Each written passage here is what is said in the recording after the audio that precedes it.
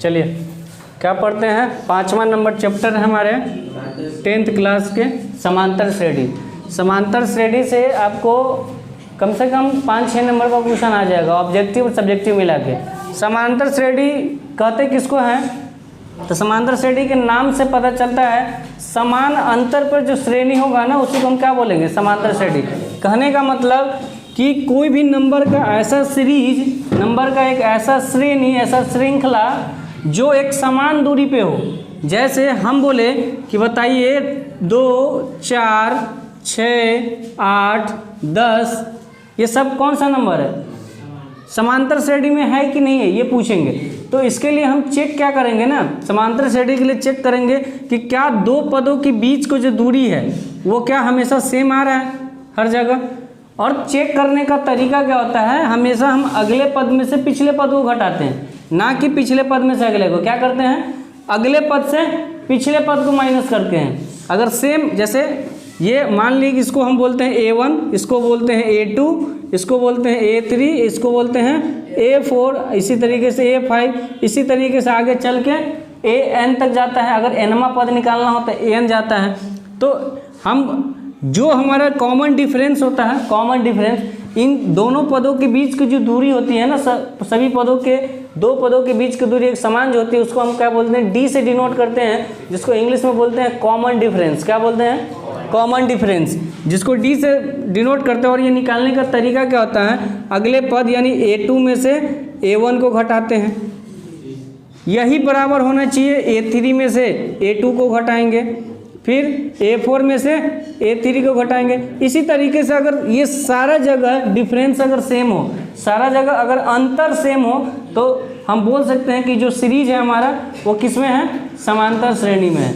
और इस D को हम एक और नाम देते हैं, सार्व अंतर बोलते हैं। क्या बोलते हैं, सार्व अंतर, या इसी को हम बोलते हैं पदांतर। क्या बोलते हैं, मतलब पदों के बीच के जो अंतर है उसी को हम क्या बोल रहे हैं, पदांतर। सार्व अंतर उसी को बोलते हैं कॉमन डिफरेंस को। ठीक है, तो हम बोल सकते हैं अगर हमको परिभाषा देना पड़े किसका, समांतर श्रेणी का, तो हम बोल सकते हैं कि संख्याओं का ऐसा सीरीज, संख्याओं का ऐसा श्रृंखला जिसमें प्रत्येक दो पदों के बीच का जो दूरी होगा वो क्या होगा, समान होगा, है ना। इसी तरीके से हम बोलेंगे कि, और इसी समांतर श्रेणी का इंग्लिश नाम क्या होता है, अर्थमेटिक प्रोग्रेशन। इसी को हम शॉर्ट फॉर्म में बोलते हैं AP। क्या बोलते हैं, AP। तो AP का जो फॉर्मेशन होता है, AP का जो स्टैंडर्ड फॉर्म होता है उसको हम क्या बोलेंगे, AP के पहले पद को हम क्या बोलते हैं, A1 से डिनोट करते हैं या सिर्फ A लिख देते हैं, दूसरे पद को A2 से, तीसरे पद को A3 से, चौथे पद को A4 से, इसी तरीके से nवां पद को क्या लिखते हैं, AN लिखते हैं। मतलब जो पद हमको नहीं पता होता है उसको हम मान लेते हैं कि वो nवां पद है। nवां पद को हम क्या बोलते हैं, AN से डिनोट करते हैं। तो पहले पद को A1, दूसरे पद को A2, तीसरे पद को A3, मतलब जमा पद। जैसे हमको बोलना पड़े कि 20वां पद निकालिए तो हम क्या बोलेंगे, A20। क्या बोलेंगे, A20।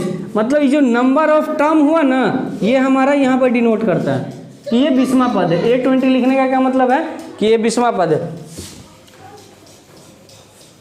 तो AP को हम बोल सकते हैं ना कि समान अंतरों पर अवस्थित प्रत्येक पदों के बीच के समान अंतर को हम क्या बोलेंगे, मतलब वो समांतर श्रेणी में है और प्रत्येक पदों के बीच के जो अंतर होगा उसको हम क्या बोलेंगे, अरे अंतर को क्या बोलेंगे, कॉमन डिफरेंस। यानी D से डिनोट करेंगे, उसको हिंदी में बोलेंगे सार्व अंतर और या पदांतर। ठीक है, इसी तरीके से तो हमको D निकालने का क्या फॉर्मूला हो जाएगा, A2 minus A1, A3 minus A2, इसी तरीके से A4 माइनस A3 निकालते चले जाएंगे।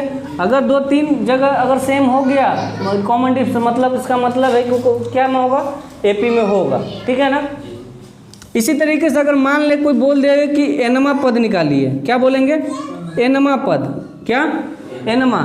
तो अच्छा, nवां पद निकालने से पहले एक चीज़ ये बताइए, जैसे हम बोले कि ये 2 है, ये 5 है, ये 8 है, ये 11 है, ये 14 है, बताइए AP में है कि नहीं है। तो हम चेक करेंगे ना, ये 5 में से 2 गया तो 3, 8 में से 5 गया तो 3, 11 में से 8 गया तो 3, 14 में से 11 गया तो 3। प्रत्येक अगले पद में से पिछले पद को हम माइनस कर रहे हैं और हर जगह हमारा अंतर क्या आ रहा है, सेम आ रहा है ना 3। तो हम बोल सकते हैं कि हमारा जो डी होगा वो क्या होगा, 3 होगा ना। एक चीज़ और ध्यान दीजिएगा, पहला पद हमारा है तो पहला पद तो पता होना चाहिए। तो पहला पद हम क्या लिख सकते हैं इसमें, ए या A1 को हम क्या लिख सकते हैं, 2 है। अगर A2 निकालना पड़े हमको, A2, तो देखो तो A2 निकालने के लिए हम क्या किए हैं, पहला पद को तो जोड़े हैं 2 और क्या जोड़े हैं इसमें, ईसार बंतर, अरे जोड़े हैं कि नहीं जोड़े हैं, तब ना 5 हुआ है। तो क्या हम इसको ऐसे बोल सकते हैं कि पहला पद प्लस कॉमन डिफरेंस, अरे बोल सकते हैं। इसी तरीके से तुम अगर A3 की बात करो, A3, तो A3 देखो, A3 हमारा कितना है, 8 है ना 8। तो 8 में 2 तो जोड़ रहे हैं, अरे जोड़ेंगे तब ना 8 होगा। और 2 में क्या जोड़ेंगे जो 8 आएगा, तो 6 जोड़ेंगे। 6 जोड़ेंगे कि नहीं जोड़ेंगे, अरे बोलना। आई 2 है और 6 को हम ऐसा लिख सकते हैं कि 2 गुने 3, बोलो लिख सकते हैं। तो ये 2 क्या है, हमारा पहला पद है कि नहीं है, या जोड़ना ना है, 2 हमारा पहला पद है कि नहीं है। आई जो 2 है, आई डी, ये जो है 3, वो क्या है हमारा, डी है। तो क्या हम इसको लिख सकते हैं कि A + 2D, क्या किसको लिखेंगे, A + 2D, तीसरा पद को, अरे लिखेंगे।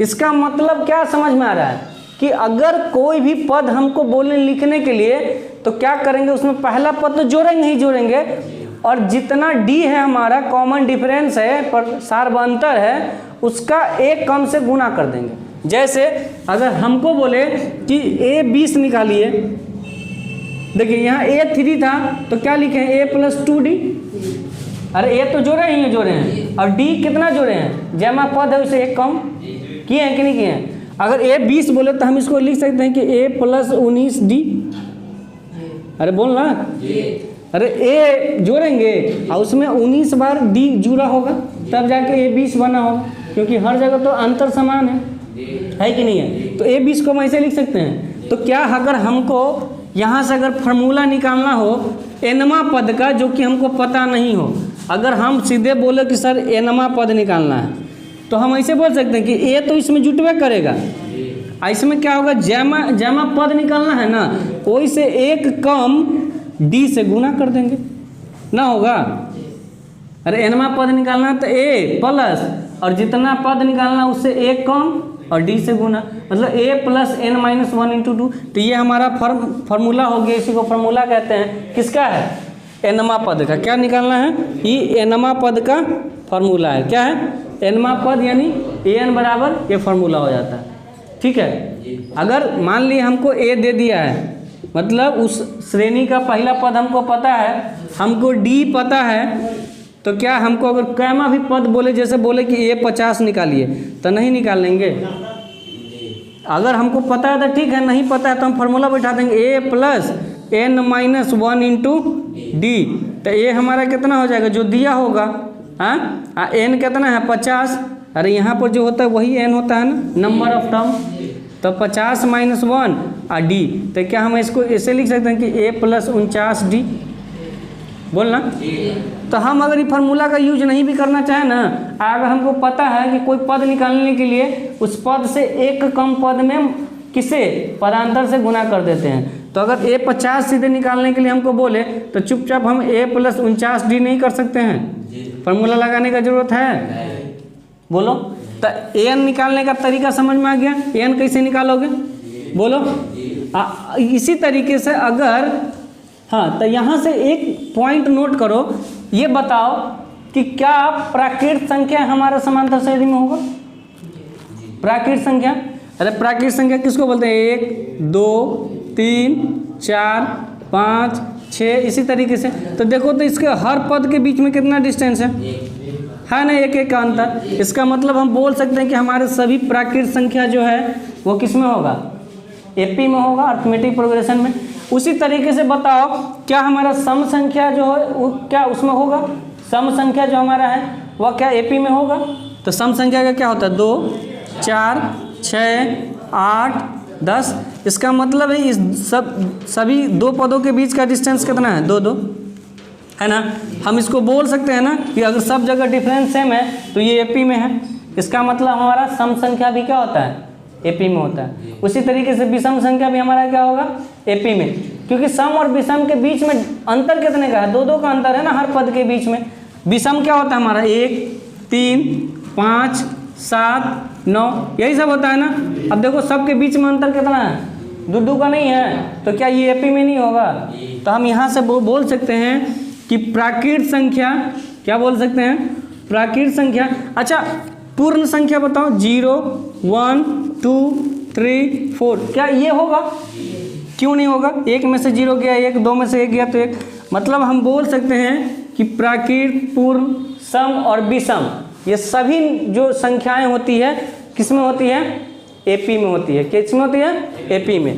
तो हमको पता चल गया एपी किसको बोलेंगे?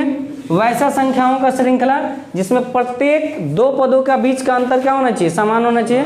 और वो किसका अंतर होना चाहिए? अगले पद से पिछले पद का अंतर, ठीक है ना। हम बोल सकते हैं इसे कि संख्याओं की ऐसी श्रृंखला, संख्याओं का ऐसा सूची जिसमें एक निश्चित संख्या जोड़ने पर हमें क्या होता है? अगली संख्या प्राप्त होती है।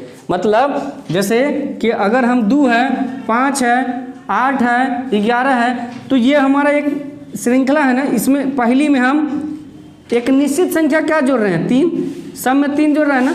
ये फिक्स है ना कि सब में 3 जोड़ना है, तो फिक्स संख्या को क्या बोलेंगे? निश्चित संख्या। ऐसे 2 में 3 जोड़ते हैं तो क्या होता है? 5।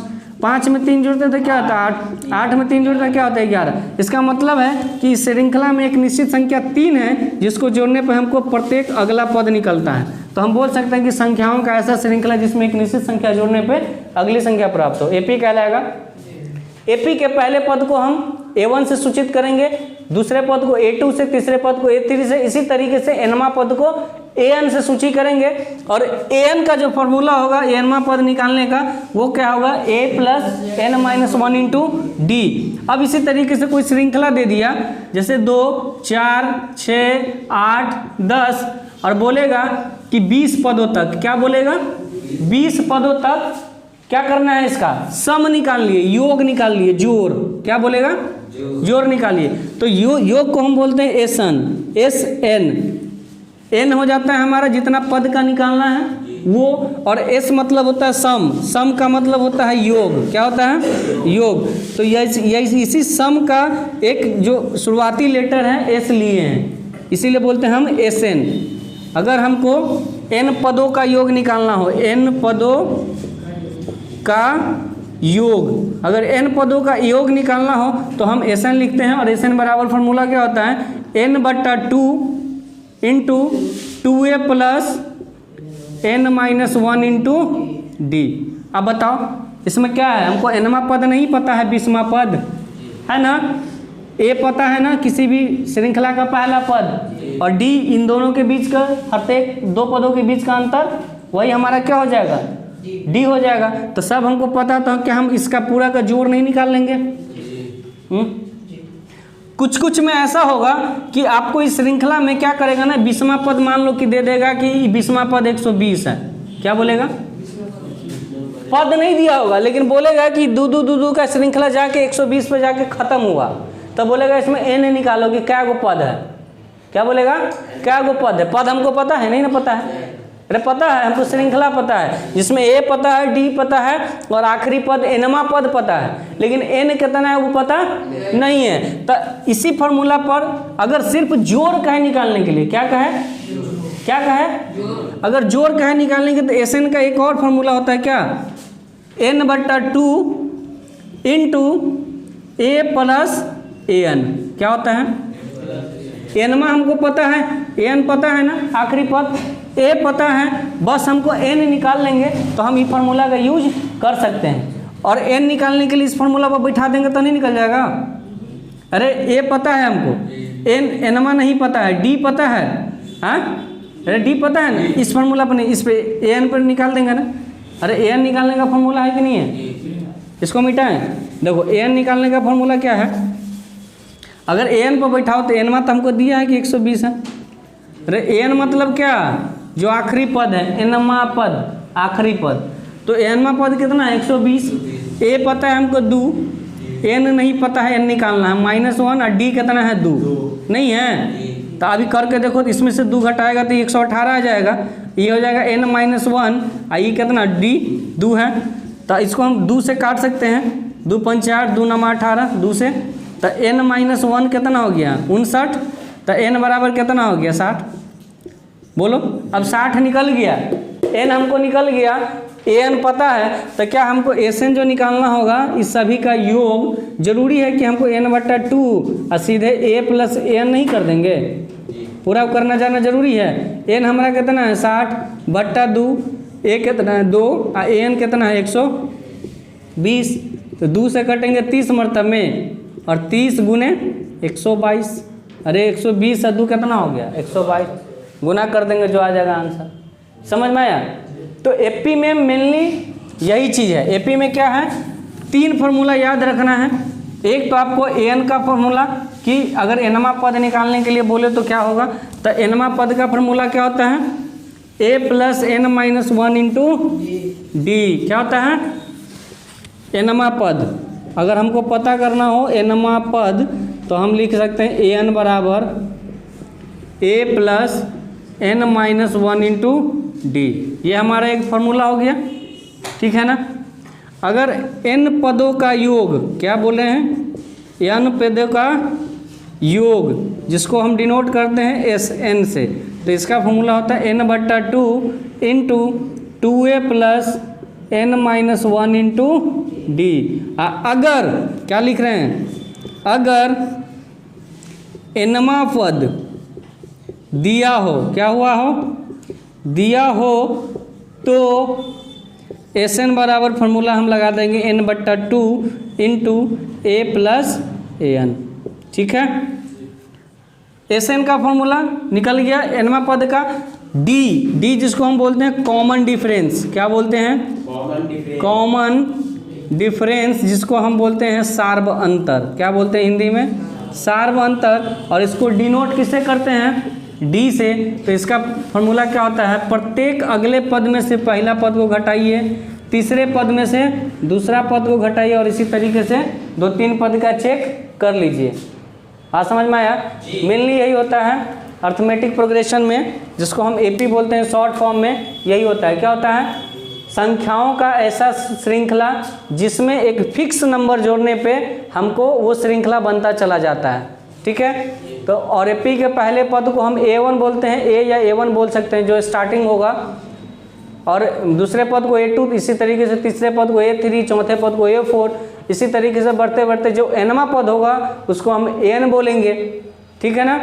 और जब a दिया हो, d पता हो, तो nवा पद निकालने का फॉर्मूला होता है an बराबर a + n-1 इंटू डी। ये कहाँ से आता है ये भी बताए हैं ना, कि अगर a3 हमको निकालना है तो कुछ नहीं करना है, चुपचाप a तो जोड़ेंगे और प्लस उसमें 2 बार d को जोड़ दीजिए, तो a3 हो गया।